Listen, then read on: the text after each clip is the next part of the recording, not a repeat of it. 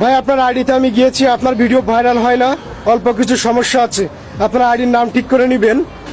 আপনার ভিডিও আমি copy link করে দিয়ে এসেছি, ভিডিওর ক্যাপশন সুন্দর করে দিবেন। এই কর্নারের ট্রেন্ডিংয়ে একটা ভিডিও বানিয়ে 24 ঘন্টা সে ভিডিওর কাছে যাবেন না, নিজে ভিউ করবেন না। ভাইরাল কিছু হ্যাশট্যাগ আমার আইডি থেকে নিয়ে নেবেন।